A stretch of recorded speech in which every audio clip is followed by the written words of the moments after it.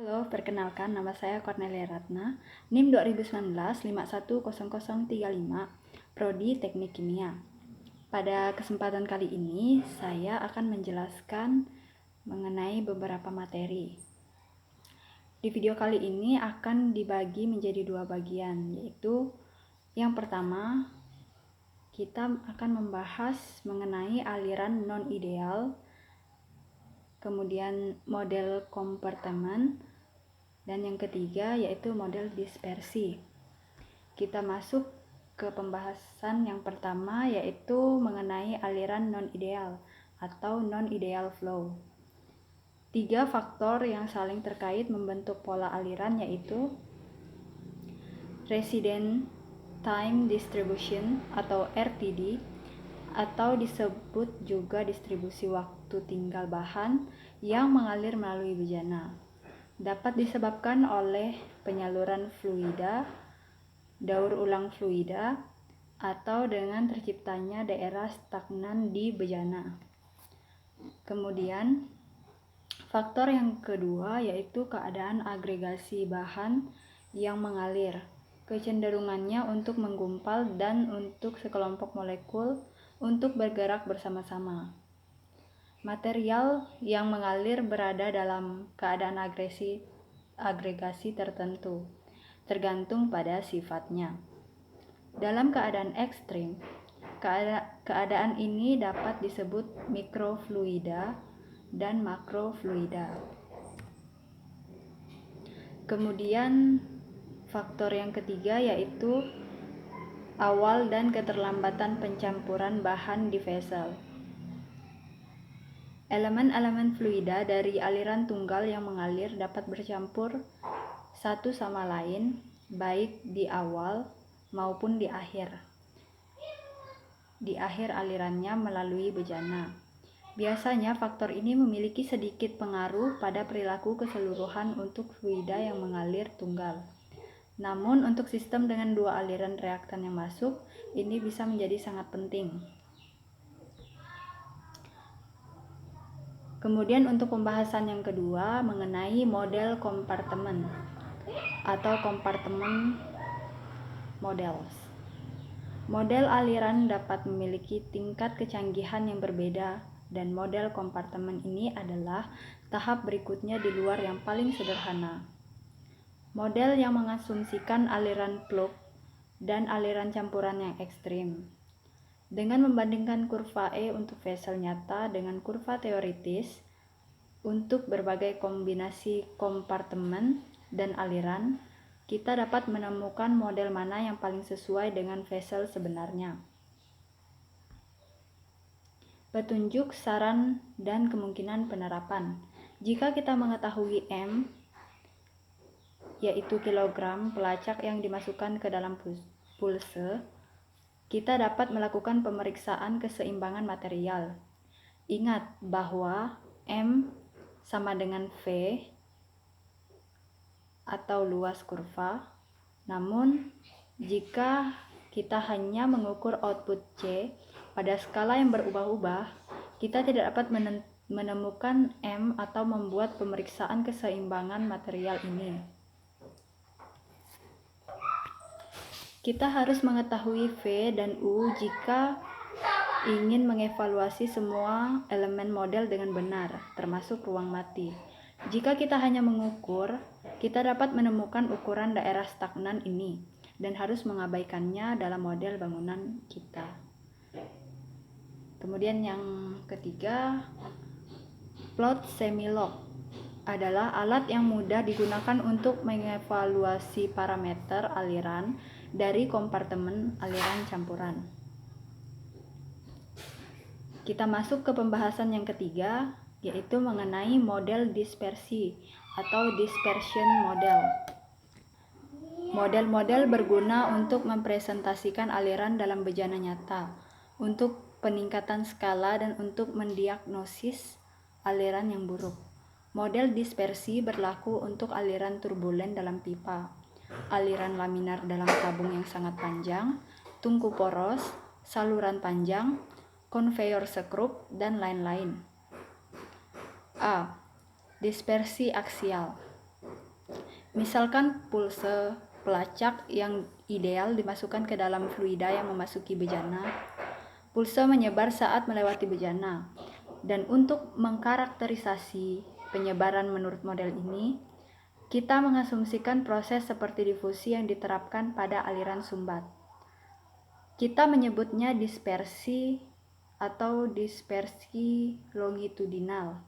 Untuk membedakannya dari difusi molekuler, koefisien dispersi D dengan satuan meter kuadrat per second mewakili proses ini. Jadi D besar berarti penyebarannya cepat dari kurva pelacak, D kecil berarti penyebarannya lambat, D sama dengan 0 berarti tidak ada penyebaran maka aliran sumbat.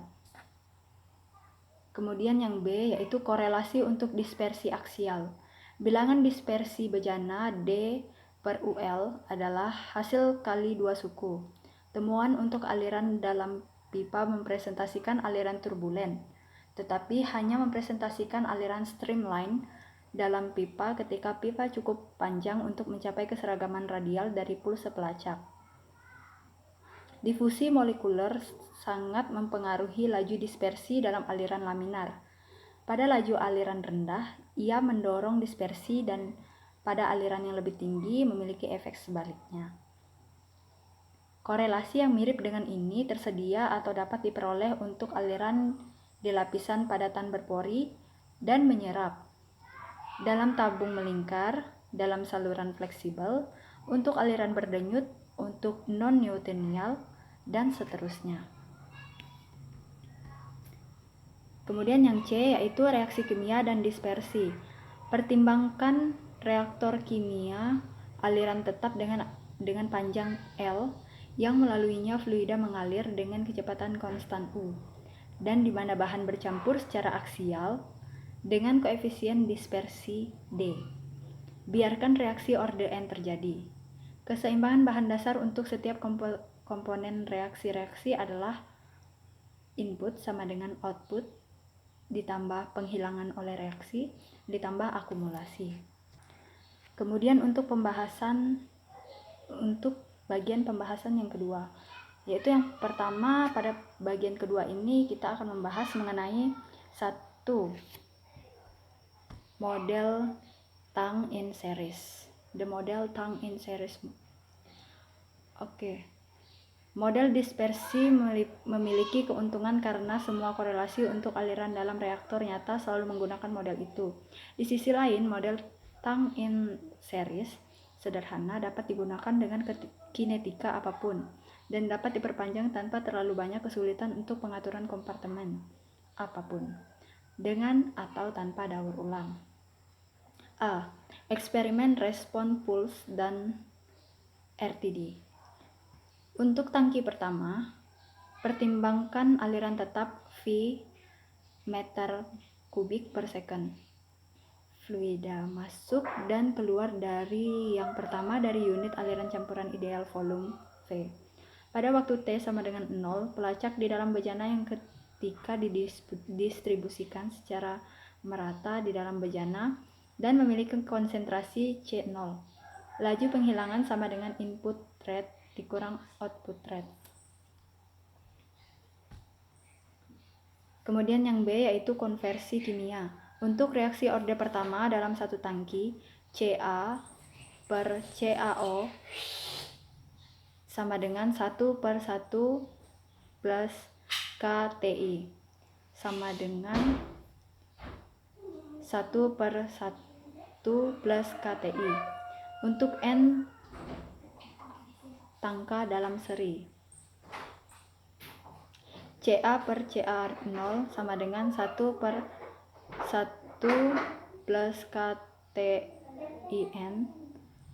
Kemudian untuk penyimpangan kecil dari aliran sumbat memberikan Ca final yaitu Vn tangki per Vp sama dengan 1 plus KTI sama dengan 1 plus KT per 2N. Volume V yaitu CAN tangki per CAP sama dengan 1 plus KTI kuadrat per 2N. Misalkan kita mengukur kurva pelacak input dan output yang ceroboh untuk bejana proses untuk tujuan mempelajari aliran melalui bejana, sehingga untuk menemukan kurva E untuk bejana. Secara umum ini memerlukan dekonvolusi. Namun, jika kita memiliki model aliran dalam pikiran yang parameternya memiliki hubungan 1:1 dengan variannya, maka kita dapat menggunakan jalan pintas yang sangat sederhana untuk menemukan kurva E untuk Wessel. Kemudian yang kedua,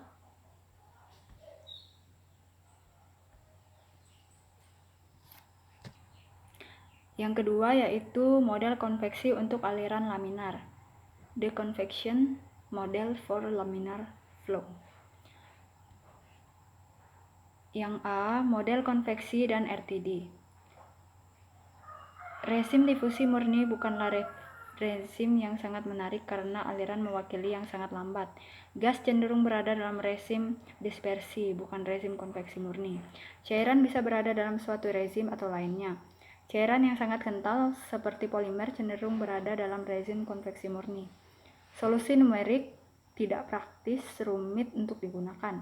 Akhirnya, sangat penting untuk menggunakan jenis model yang benar karena kurva RTD benar-benar berbeda untuk rezim yang berbeda. Kemudian bagian B yaitu konversi kimia dalam reaktor aliran laminar. Reaksi orde ke N tunggal dalam rezim konveksi murni atau difusi molekuler dapat diabaikan. Setiap elemen fluida mengikuti arusnya sendiri tanpa bercampur dengan elemen tetangga. Intinya ini memberikan perilaku makrofluida. Ekspresi konversinya adalah Ca per Ca0 sama dengan integral 0 Ca per Cao element of fluid dikali E dikali dt. Untuk reaksi orde kedua Newtonian dalam aliran laminar dalam pipa, Ca per Ca0 sama dengan 1 kurang KCa0 T dalam kurung 1 dikurang KCa0 T per 2 ln dalam kurung 1 plus 2 per KCa0 T tutup kurung. Ekspresi kinerja ini pertama kali dikembangkan oleh Boisword pada tahun 1948 untuk null order, oleh Denbigh pada tahun 1951 untuk orde kedua, dan oleh Cleland dan Wilhelm pada 1956 untuk reaksi orde pertama. Kemudian pembahasan yang ketiga yaitu mengenai awal pencampuran, segregasi, dan RTD atau Airlines of Mixing, of Segregation, and RTD. Masalah yang terkait dengan pencampuran cairan selama reaksi penting untuk reaksi yang sangat cepat dalam sistem homogen, serta untuk semua sistem heterogen. Masalah ini memiliki dua aspek yang tumpang tindih. Pertama, tingkat pemisahan cairan. Apakah pencampuran terjadi pada tingkat mikroskopis atau pencampuran molekul individu atau tingkat makroskopik pencampuran kelompok. Dan kedua, awal pencampuran, apakah cairan bercampur lebih awal atau lebih lambat saat mengalir melalui bejana. Kedua konsep ini saling terkait dengan konsep RTD, sehingga agak sulit memahami interaksinya. A. Pencampuran sendiri dari satu fluida. Tingkat segregasi keadaan cairan atau gas yang diterima secara normal adalah cairan mikro. Kita mempertimbangkan satu makrofluida yang bereaksi dengan sedang diproses secara bergantian dalam reaktor batch, aliran, sumbat, dan aliran campuran. Kita lihat bagaimana keadaan agregasi ini dapat menghasilkan perilaku yang berbeda dari mikrofluida. Biarkan reaktor batch diisi dengan mikrofluida yang mengandung reaktan A. karena setiap agregat atau paket mikrofluida bertindak sebagai reaktor batch kecilnya sendiri. Konversi adalah sama di semua agregat, dan pada kenyataannya identik dengan apa yang akan diperoleh dengan cairan mikro. Jadi, untuk operasi batch, tingkat pemisahan tidak mempengaruhi konversi atau distribusi produk. Karena aliran sumbat dapat divisualisasikan sebagai aliran reaktor batch kecil yang melewati bejana. Makro dan mikrofluida bertindak. B. Pencampuran dua fluida bercampur. Peran proses pencampuran ketika dua cairan reaktan A dan B yang dapat bercampur sempurna disatukan. Ketika dua cairan bercampur, A dan B dicampur, kita biasanya berasumsi bahwa mereka pertama-tama membentuk campuran homogen yang kemudian bereaksi. Akan tetapi, bila waktu yang dibutuhkan A dan B untuk menjadi homogen tidak pendek dibandingkan dengan waktu yang berlangsungnya reaksi, reaksi terjadi selama proses pencampuran, dan masalah pencampuran menjadi penting. Bayangkan kita memiliki A dan B yang tersedia, masing-masing pertama sebagai cairan mikro dan kemudian sebagai cairan makro dalam satu makro A dengan makro B, dan biarkan mereka bereaksi. Mikro A dan B berperilaku dengan cara yang diharapkan dan terjadi reaksi. Namun, pada pencampuran mikrofluida tidak ada reaksi yang terjadi karena molekul A tidak dapat menghubungi molekul B. Nah, sekian presentasi hasil UTS dan UAS teknik reaksi kimia dari saya. Saya ucapkan terima kasih.